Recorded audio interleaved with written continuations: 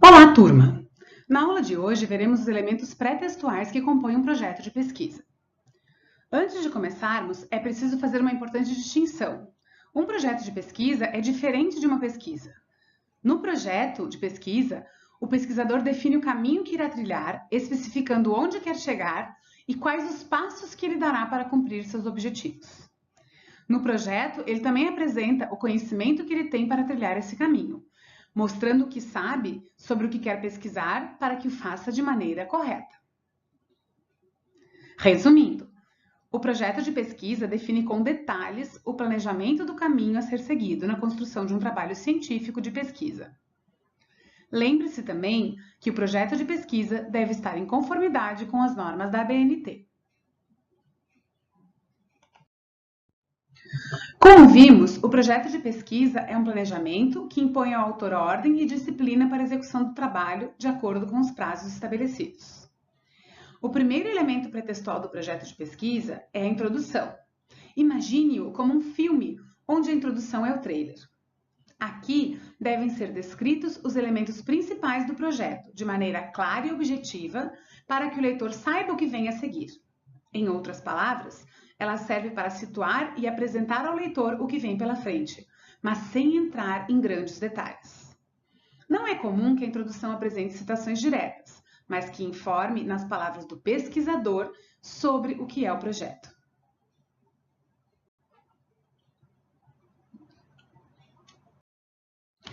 A delimitação do tema é uma das partes mais importantes do projeto e difíceis. O importante aqui é buscar uma forma precisa de fazer um recorte dentro de uma área escolhida. No próximo slide, veremos um exemplo de delimitação do tema. Contudo, antes de avançarmos, é preciso ter cuidado para não usar termos vagos na hora de delimitar. Por exemplo, dizer nos últimos 5 anos é vago, pois dependendo do ano em que o projeto é lido, os últimos 5 anos serão diferentes. Por isso, essa não é uma boa delimitação. Ao invés disso, especifique a data inicial e final da pesquisa que será desenvolvida, ou seja, algo como entre os anos 2011 e 2015. Da mesma forma, evite termos vagos como criança, adolescente, adulto ou idoso, pois os mesmos são bastante imprecisos. Ao invés disso, delimite especificando a idade, ou seja, crianças entre 5 e 10 anos, adultos entre 25 e 35 anos, etc. O mesmo vale para as delimitações de renda. Ao invés de dizer pobre, classe média ou rico, especifique colocando renda de R$ 1.000 a R$ 5.000. Nesse caso, especificar com base no salário mínimo não é recomendável, pois o mesmo também pode variar com o passar do tempo. No primeiro caso, temos a delimitação quando é especificado o elemento universal da análise, no caso, tomates. Neste exemplo, será em tomates e não em laranjas que será analisado o teor do licopeno. Depois, temos a delimitação dos elementos que irão variar em cada análise para que seja possível a comparação. No caso deste exemplo, serão os tipos de tomate. Especificar que eles estarão no mesmo estágio de maturação também é uma delimitação importante.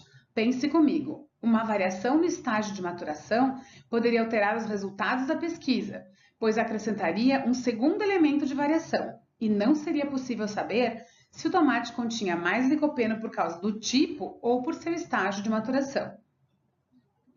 No segundo caso, temos a delimitação quanto ao tipo de pesquisa que será realizada, ou seja, um estudo comparativo que é sempre feito com no mínimo 2 elementos.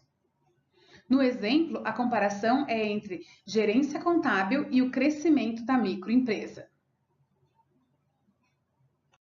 Contudo, não é qualquer empresa que será comparada, mas apenas as da indústria moveleira, sendo esta uma outra delimitação importante, pois exclui qualquer uma que não pertença a este setor de pesquisa que será realizado. A delimitação temporal aparece quando é colocado que a comparação será feita entre os anos 2007 e 2018, enquanto a espacial está colocada no local onde será feito o estudo. Nesse caso, na cidade de Caxias do Sul. Para apresentar o problema que será desenvolvido no projeto de pesquisa, é importante que o pesquisador tenha um conhecimento prévio do tema que pretende investigar. Ele deve ser construído a partir de uma visão crítica sobre uma área específica do conhecimento e, ao mesmo tempo, precisa ser embasado sobre o que há de mais sólido na área de estudo escolhida. Em outras palavras, o problema não deve ser construído sobre algo que já se tem certeza, nem sobre algo que não se tem ideia alguma.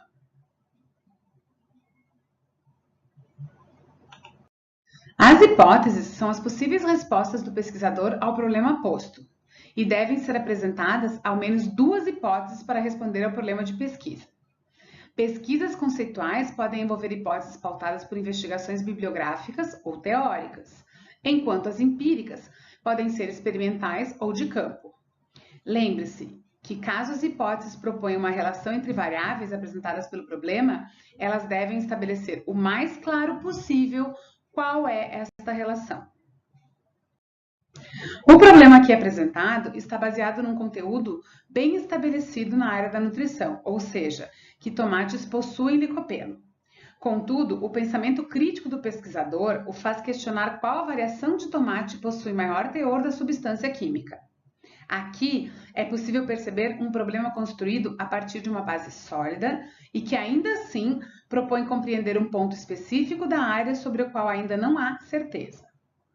A análise, no caso, é empírica e quantitativa, pois será medido a quantidade da substância presente em cada tipo de tomate para posteriormente comparar qual possui mais.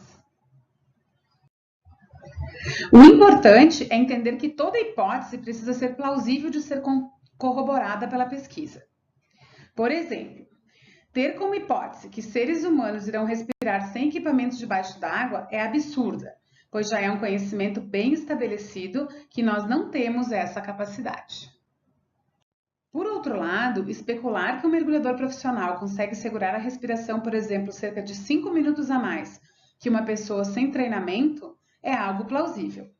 A hipótese do primeiro exemplo apresenta uma estrutura mais simples, propondo que o tomate da variedade X possui maior quantidade de licopeno que as outras variedades. Esta hipótese poderia ser replicada em outras 2, apenas substituindo o tipo de tomate que possui maior quantidade da substância química. Ao final do desenvolvimento da pesquisa, seria possível saber qual das 3 estava correta. A hipótese do segundo caso apresenta uma estrutura descrita um pouco mais complexa, contendo 2 relações entre as possibilidades de resultado. Veja bem, ela não só estipula na parte final que o tomate Y possui maior quantidade de licopeno, como também especula que o tomate X possui a menor. Neste caso, a hipótese está relacionada com a relação total entre os tipos de tomate estudados, especulando que o Y terá maior quantidade e que o X terá menor, sendo uma hipótese complexa. Da mesma forma que o primeiro exemplo, ela também pode ser replicada em novas hipóteses, se substituirmos os tipos de tomate. Por exemplo, poderíamos criar a hipótese que o tomate da variedade Y é o que tem a menor quantidade de licopeno e o da variedade X é o que apresenta a maior quantidade da substância. Os objetivos apresentam as metas que se quer alcançar com o desenvolvimento da pesquisa e são divididos em geral e específicos. Um projeto de pesquisa deve apresentar apenas um objetivo geral que deve ser redigido em uma única frase, com o verbo no infinitivo indicando o que se pretende desenvolver na pesquisa. Os objetivos específicos devem ser menos amplos que o objetivo geral e precisam deixar claro todos os passos que serão feitos para que a meta da pesquisa seja alcançada. Para que você possa entender como escrever e desenvolver os objetivos específicos, tente responder as perguntas do tipo: como vou fazer para atingir o objetivo geral? E que etapas serão realizadas para que eu alcance a meta da minha pesquisa? No exemplo, temos como elemento universal a presença de licopeno em tomates e como elementos variáveis 3 tipos diferentes do fruto. Nesse sentido, o objetivo geral é comparar qual dos 3 tipos de tomate contém maior quantidade de licopeno. Para fazer isso, é necessário saber qual a quantidade da substância em cada um dos tomates. Portanto, os objetivos específicos são exatamente fazer esta verificação para que seja possível realizar a comparação e, com isso, atingir o objetivo geral. Na justificativa, você deve responder questões como: Por que este projeto é importante e por que alguém financiaria essa pesquisa? A resposta deve conter as razões de ordem teórica e prática que tornam relevante a efetivação da pesquisa, abrangendo itens como o estágio em que se encontra a teoria sobre esse tema na literatura existente, quais as contribuições teóricas que essa pesquisa pode trazer e que descoberta de soluções ela pode apresentar. É sempre difícil começar a escrever e poucas coisas causam maior angústia do que a folha do Word em branco, né? Então, aqui estão algumas dicas de como começar a escrever uma justificativa. Você pode escolher a que melhor se encaixa no seu projeto e ir completando as lacunas e desenvolvendo o restante do texto a partir daí.